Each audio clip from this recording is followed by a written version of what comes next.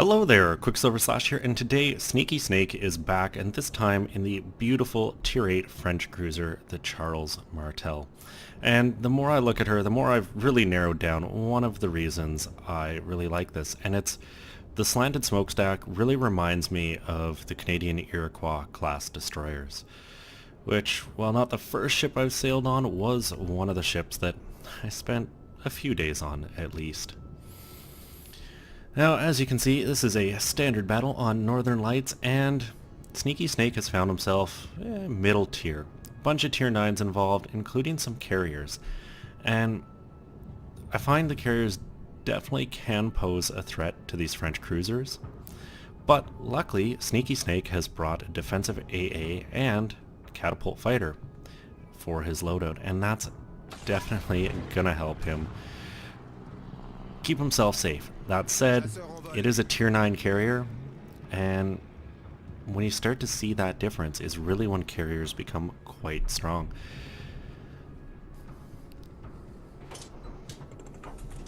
Now, off the bat, you can pretty much see what Snake's team is doing here, and they're all heading over towards the 2-3 line where that alpha cap would be. And this is a pretty typical place to go duke it out between the two teams. It's kind of that 3 to 6 line. I find this map to be, despite very big and open, really quite shrunk down, because you can't go all the way out to the 1 line, you just take yourself out. 9 and 10 really isolate you, and while you can try to come up this 7-8 alley, you often find yourself exposed right around the corner, close range to something that can pump citadels into you. Now, obviously, off the start here, Snake's gonna be firing HE, and much like the new British battleships, there was a lot of complaints about these French cruisers when they came out that all they could do was spam HE. And at long range, it's a good choice, especially against heavily armored targets, because lighting fires, forcing damage cooldowns is a legitimate tactic to be used. And especially against something like this Colorado, who's using, or just sailing in a straight line. What I think makes this, well, not so special, but what made me pick it out for today's replay is that's not all Snake does. AP is going to get used a lot and to some very good effect throughout this battle, and that makes it a little more interesting because I've seen some French cruiser gameplay. I've had them myself where you kind of just sit at range, just throwing shells at targets. You never get close because, well, like most cruisers, they don't exactly do well once you get in close. An almost stationary Z-23 providing an ideal target, almost 5,000 off the first volley there, and a fire. And Snake is right to get himself turning. He's got an ally and division mate there in Kid Next Door, in a Low Yang, and then this New Orleans who has kind of decided to hold the rear flank, and you can see he did smoke an ally, but the ally got killed. So their friend bashed in his blight could see himself in trouble here. And there the AP goes, Edinburgh turning right into it, 8,400 damage, a first citadel, and a pretty decent reload on these guns means the second shells are already in the air with another citadel and 10,000 damage. This enemy British cruiser just evaporating. And you saw there for the third volley, Snake switched to HE, and I really think he just expected the Edinburgh to turn off. So he's like, well, I'm no longer going to have the shots at the Citadel, might as well have HE loaded, but the Edinburgh just kind of kept sailing in a straight line. And those are looking mighty deadly, and they are. 3 Citadels to finish it off, and there's Snake's first kill, up to 50,000 damage already. Now, while Sneakysnake's team has come over to this side, you can see the enemy's team really is kind of, I call it hanging out by the cap when I'm playing with friends.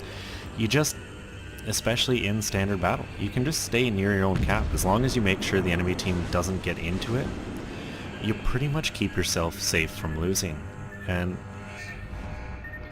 it can mean some boring games if both teams do it. But fortunately, with the aircraft carriers, you've got vision over the islands, and with some good positioning, there's always going to be angles at things to shoot. And here comes the next victim, a Fiji sailing through that small gap in the islands, and side on. Another Citadel there, and he got a Citadel on the York he fired at previously. And you can see Snake just leading a shot based on where those black shells were hitting, just going a little long. And this is where you can sometimes get damage in that you might not get otherwise, and it's just paying attention to those shell detonations of friendly gunfire, and you can get some hits in. 2 Citadels finish that Fiji off, and you can see the shores turning into this volley. And will he land another Citadel? Because so far it's pretty much been his guns fire, he hits. Unfortunately, the shores breaks the trend. Enemy Missouri, very dangerous top-tier battleship, and you can see Snake has activated that speed boost, turning out. It is time to run. It also means time for the HE to come back, and I feel Snake got a little lucky there. Like, obviously, he has to keep his stern to that Missouri, who still managed to put a ton of damage in. But those AP shells from that enemy St. Louis really could have done a lot more. But as Snake gets further away, he becomes safer to this incoming enemy fire. And that's really the key here. Once you start getting 14, 15 kilometers, your speed and maneuver can become enough for you to dodge incoming shells. And you can see the Missouri deciding to take a different target in the form of this ally York, who is side on, shaving off half his health. And that's a place where just doing the right thing can get you out of trouble, because if you're doing the right thing and you've got an ally who's sailing broadside on, you're probably not going to be the target of the enemy ships anymore. And right now, Snake is doing, I think, pretty much everything he can to safely get into Kid's smoke, because the last thing he needs right now is to have everyone focusing him down. Defensive AA is up, and he managed to shoot down a couple planes, but it just goes to show how tier difference can really aid a carrier. Now, granted, the French ships are not the kings when it comes to anti-aircraft armament, but if that were a tier 8 carrier, I can guarantee you there would have been a lot more planes falling out of the sky. But that's kind of how the balance works, and how you can get yourself in trouble if you go sailing off alone. And looks like Snake decided there can only be one Charles Martel in this game, landing a couple Citadels on the enemy one, as the return fire basically gave his bow a free scrubbing. And, you know, after a battle like this, it probably needs a good cleaning. This enemy St. Louis has really gotten himself into a tough position. You can see him trying to back in behind that island, but because of how much of Snake's fleet is all right here, there's a lot of focus fire coming his way. And this is where the enemy team got hurt. A bunch of them kind of pushed through and used the 7-8 line, this island further in the back, to try to get around and kite. But there was no assistance or support from the main team. They kind of just all stuck back in their cap and hung out. Had they made a push through at the same time, they probably could have got a good pincer on Snake's team and really done some damage. But because that coordination was lacking, there wasn't the supporting gun power, and Snake's team was able to just kind of ball up and weather the storm. With that volley of HE, he lights the Missouri on fire, but this Yugamo is going to provide a much more ideal target. He lands 2 shells as he disappears, getting his high caliber, and then back to the Missouri, because it's the target that's standing out. And really, a fire here would be immensely useful because the Missouri appears to have put that first fire out before he managed to get into cover. But there's no time to focus on one target as the Shores is showing a beautiful broadside. Snake's got the AP loaded, lets it fly another Citadel, the Yugamo momentarily getting spotted, Snake finishing him off quickly, getting a 4th kill, bringing him very close to getting a Citadel. Or not a Citadel, a Kraken, sorry. Which, you know, there's a couple cruisers left, and they've been doing a good job of showing Snake the broadside, so perhaps one of them will be the final victim to wrap this battle off. What I do find interesting is this is by no means in the bag.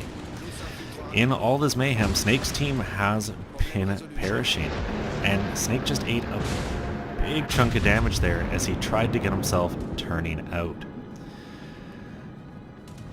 And the torpedo from that enemy carrier. So really I think getting rid of this St. Louis first volley is gonna be huge. The HE is coming his way.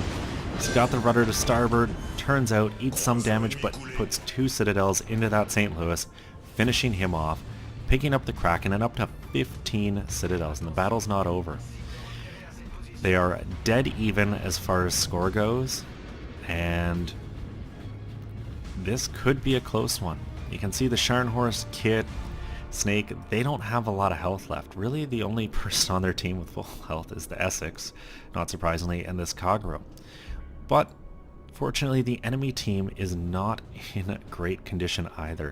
This Missouri down to about a quarter health, and really about to be the focus of a lot of gunfire because that Shores is way further back. Now this enemy carrier could really be part of the deciding factor in this because he's been doing a good job of hitting Sneakysnake's allies. You can see 3 kills, and really he's been getting in and hitting those guys who are on low health, finishing them off. That Missouri is so close to being dead. The shells coming back, those just washed the decks. The next one's coming in, fall astern as Snake shells finish him off, and then the Kagro's torpedoes get the enemy Yorks. That's 2 enemy ships. That really kind of starts to secure this, because now they've got a lead. There's just a Shores left and that enemy carrier wherever they are at. And fortunately, everyone kind of knows where the Shores is. He was last spotted sailing away, but as he ducked detection, you could see that he was in a turn. There he is. Side on, well, side on enough. Snake taking his time to make sure the shot's gonna count. And you can see him kind of waiting. He's picking and choosing. And I think what he's really doing here is waiting for the Shores to fire. Snake's on very low health. If that Shores gets an easy shot at him, well, he'd probably be out of it. But if he's smart about when he fires his guns, he gets the first volley off, he has a chance to do big damage, and with the planes coming in, Snake decides to fire as the Shores just comes out of a turn, and there's a trio of Citadels for almost 20,000 damage. This next volley should be enough to finish him off. It is. There's a 6th. Or is that the 7th kill, sorry. And oh no, those precious hit points ticking away as Kid came in to give him a friendly smoke. And at this point, you just hope the carrier doesn't have good luck trying to blind drop him in the smoke, because I've had that happen to me. I'm sure many of you have as well. Carrier sees something on low health, just goes, I'm gonna drop some shells right here.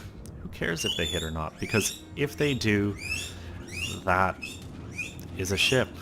And you can see Denali clearly agrees with me as she exclaims her excitement, maybe just a little too happy about how this battle went. And there's the torpedo drop. Here come the bombs, it looks like, perhaps. hard to say, but Snake's gonna get out of this one alive. And as the destroyers go to the cap to secure this one, I'm gonna hop to the post battle because at this point it's just a waiting game. And I did lie a little there because the carrier tried to push into Snake's cap, he got spotted, and Snake pumped some shells into him, but it was a while before that happened. Anyways, an amazing game, just shy of 650,000 credits, 13,000 experience, Confederate Kraken, high caliber, 215,000 damage, 210 shells, 15 planes, 7 kills, 20 citadels. And normally you might see Charles Martel with these numbers reversed, where it's 20 fires and, you know, a couple citadels. And it should be no surprise that this was top of the team, 3,504 base XP, just amazing amount of damage put out there. And even a huge chunk of potential damage received, breaking the 1 million mark in a French cruiser. And just look at all those kills and the damage done to them. Something satisfying when the whole screen gets filled up with sunk ships. And end of the day, he took home just under 500,000 credits, 13,402 experience, and a replay worth watching. Thank you very much, Sneakysnake, for sending another one in. I thoroughly enjoyed this. It was good to see a French ship just pummel things with AP, and for those of you who think it can only fire HE, well, this shows you pick the right targets and you can throw citadels into pretty much everything. I hope people did enjoy this. If you did, please consider giving it a thumbs up or subscribing to the channel. As always, I'm Qckslvrslash, and I will have another one for you later.